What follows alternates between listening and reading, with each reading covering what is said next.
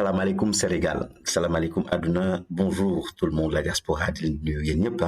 seen mbokk seen xarit Vincent Désiré Mendy moo ñëwaat tey di waxtaan ak yéen ci thème bi ngeen di gis noonu ci suuf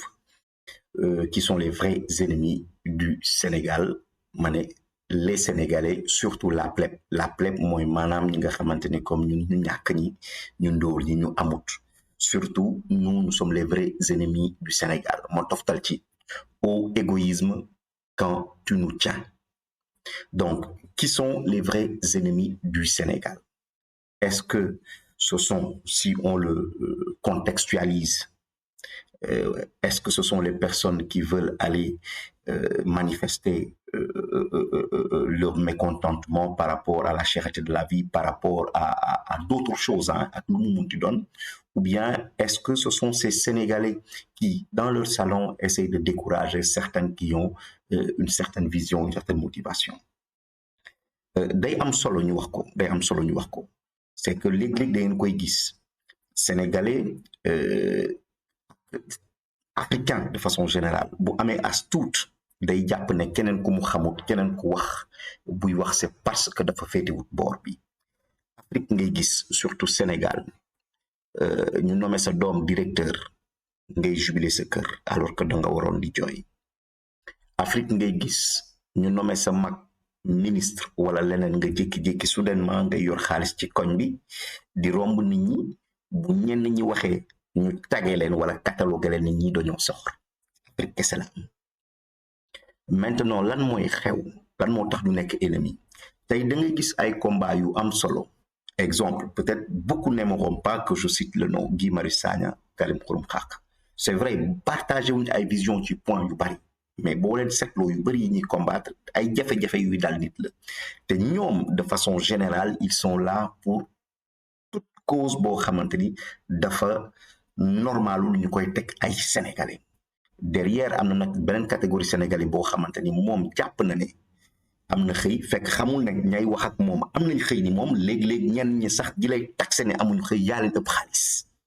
mais dañuy jàpp ne ku nekk ci réseaux sociaux yi wala kuy vidéo wala ku am possibilité wax automatiquement c'est parce que da nga jegewul ñenn ñi pour ñu lay neexal sachons une chose et je ne cesserai jamais de le répéter l'administration ak nguur ka ci ne ñun ñoo lay fay ñun nga fa toogal privé nag leneen la mais public ku fa ne ñun ñoo lay fay ñun nga fa toogal donc ñun li ñu bëgg nga war a def parce que loolu lañ lay fay c'est vrai kum neex nga bañ mais tey loolu lañu war a dindi suñu bopp yi pourquoi dama koy teg fu leer tey par exemple dama koy njëkkee man sama bopp du saaga sama maam bu defalul dara dëkk bi sama papa defalul dara dëkk bi waruma jël loolu damay xam ne si je suis honnête boor boobu duñ ci référence nekk nañ feneen référence mais comme defaluñ dara ci dëkk bi exemple combat de 68 yi doon am ak yeneen 88 et cetera boobu noonu ko ca nekkutoon nan lañ la war a tuddee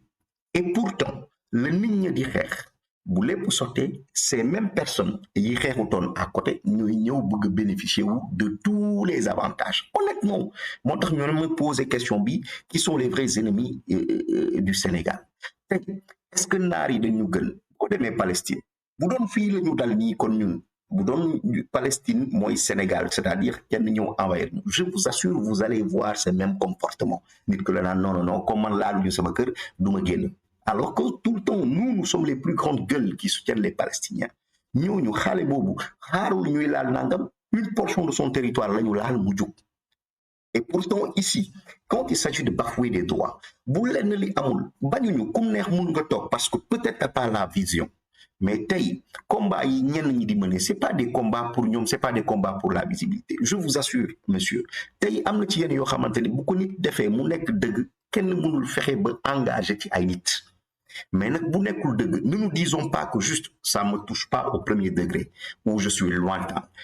mais benn ñaar ñett ñeent juróom benn mooy jur lu bari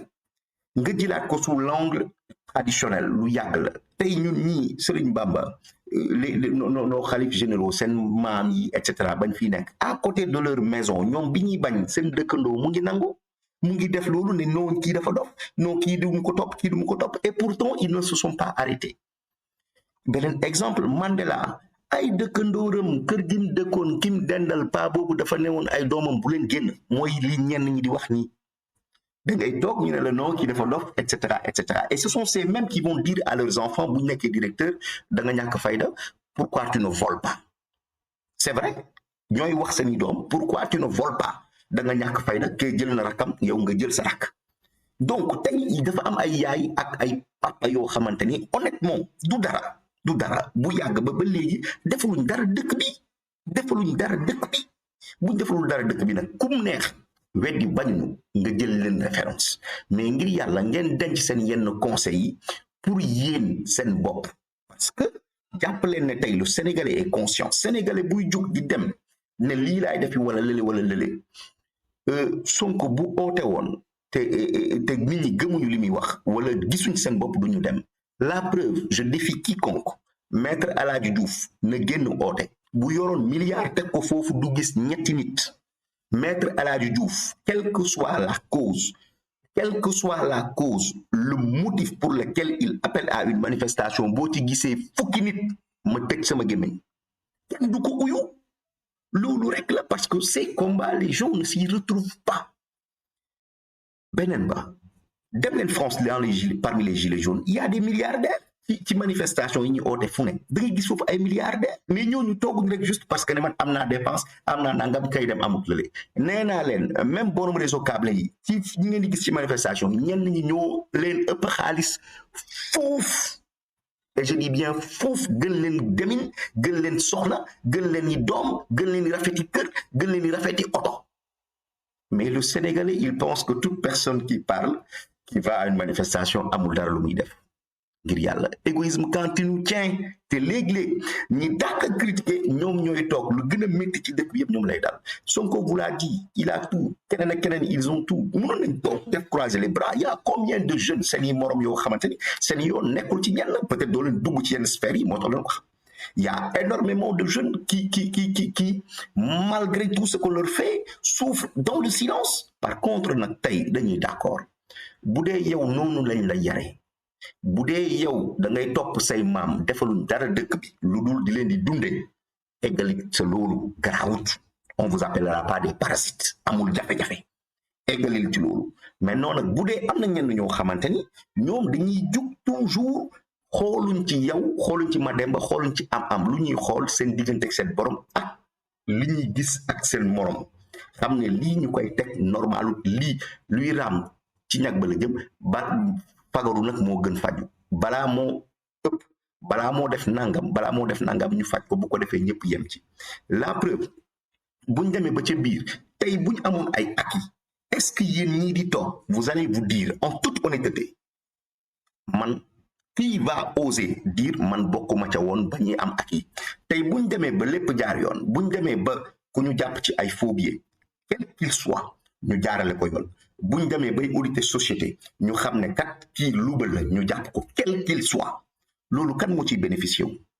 tey bu ñu demee ba arrêté népotisme buñ demee ba arrêté jël ci yaama neex ci grande structure yëpp buñ demee ba arrêté ay surfacturation marché buñ demee ba arrêté policier di jàpp oto jël sa permis di dox dem ci yoonam buñ demee ba policier bu la jàppee da lay bindal kan moo ciy bénéficié wu est-ce que yéen bu dëkk bi bu ñuy augmenter salaire wala bu ñuy def leneen vous allez dire non j'avais pas combattu arrêtons d'être égoïstes et pourtant ñun ñoo dàq défendre le peuple du Mali keroog ba ñuy génn ñooñu noonu doon génn ba ñuy wax yuuxu ñun Guinée ñooñu noonu doon génn ba ñuy yuuxu ñooñu imaginons inversion seen dëkkandoo ne doomu ñooñu nekkoon fa ne leen yéen da ngeen dof bu leen dem vous voyez des fois sénégalais ayons raison garder léeg-léeg dañuy wax loo xamante ni on n'influence personne je ne suis pas un influenceur je ne prétends pas l'être xalaatuma ko sax je suis démocrate et républicain ku mu neex ma ne ku mu neex nga dem ku mu neexut nga dem li may wax mooy ñay toog di jéem a influencer négativement influencer wuñ kenn mu dem positivement déedéet ku mu neex nga dem man bu may dem maa demal sama bopp parce que j'ai lu xool xam ne la may demal lii ñor na ma c'est pas Sonko c'est pas kii c'est pas kay man maa am sama yenn mbir tey vous êtes là à parler voilà centre d'appel yi am fi yëpp di proliférer loolu rek mooy jox emploi jeunes yi tey dem leen ay Maroc et autres ces centres là yéen ñoom ñoo leen gënal fay yéen vous travaillez les jours fériés vous travaillez les jours de fête vous travaillez la tabaski vous travaillez la Korité ñoom du ñu liggéey bés yooyu et pourtant bu ñuy xeex pour lépp ñëwaat parce que la convention état employeur baaxul tey vous allez vous dire non man je ne suis pas concerné am naa liggéey te 80 000 francs lañ lay fay weer 80 000 francs centre d'appel yu bëri fii ngeen di cipi oui oui bonjour je suis là oui je travaille au centre d'appel nangam 80 000 lañ lay fay tey bu ñuy ne nañuy dem na nit ñi génn nañ def lii nañ fexe SMIC bi baax ban SMIC moo baax Sénégal tey bu ñuy wax SMIC maçon bi wala keneen ak keneen danaa noo mu bokk ci alors que il est dedans tey bu lépp jaaroon yoon ñu limiter budget yi xool fan la ñuy prioriser suñu dépense jël lii dugal ko fañ ko war a dugal sàcc bi arrêté luubal bi arrêté douane di liggéey police di liggéey gendarmerie di liggéey tey dina tax ba SMIC bi yokk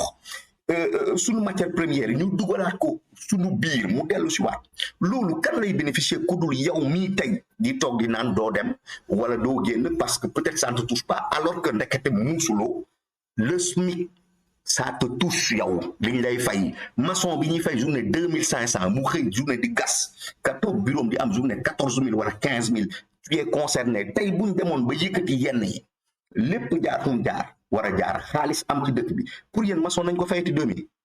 carreleur nañ ko fayati journée 2000 rotkatu ndox nañ ko fayati journée 2000 tuurkati mbal nañ ko fayati journée 2000 sénégalais yeewu leen moo tax ñu ne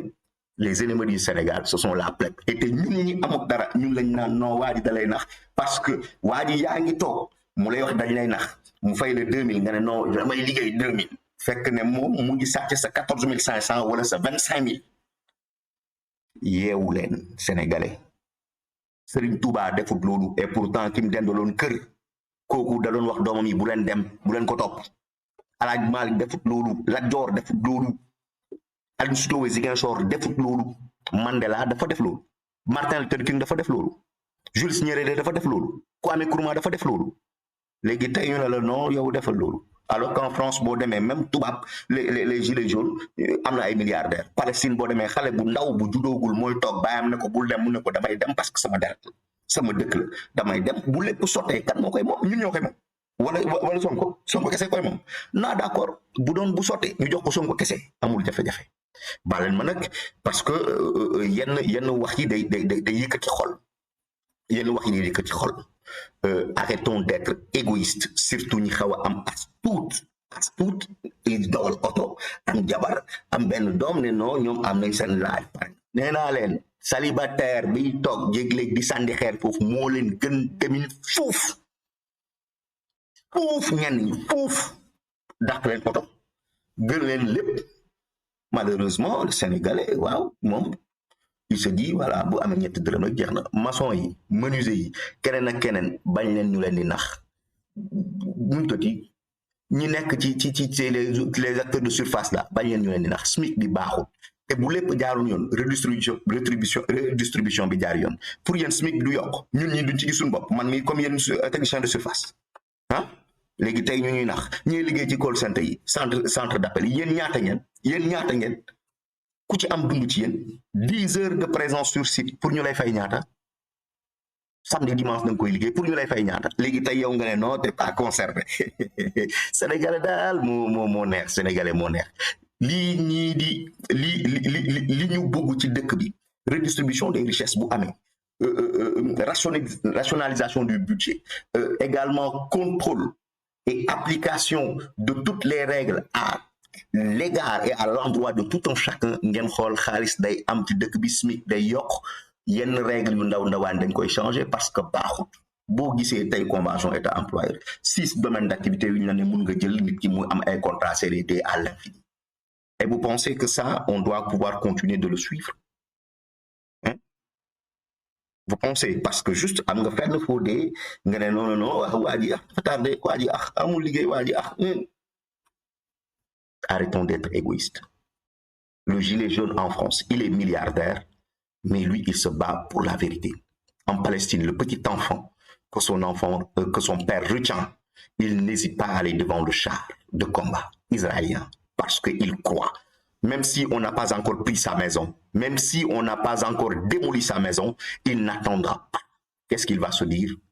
On a démoli une petite portion, une petite parcelle du territoire palestinien, donc je suis concerné. Je ne vais pas être un lâche, un poltron pour dire non, damay xaar ba mu laal ma ni. Bu dee nag man mii sama maam defutoon dara, honnêtement, je veux faire quelque chose. Voilà. Si je pourrais y aller, je peux danaa dem bu ma ko mënati tamit du ma dem. Mais par contre, je ne serai pas là à décourager ou à encourager tout un chacun. Je dirais juste ku ci nekk li ngay def assumer ko, c'est tout. Assumer ko pleinement. Jërë ngeen jëf.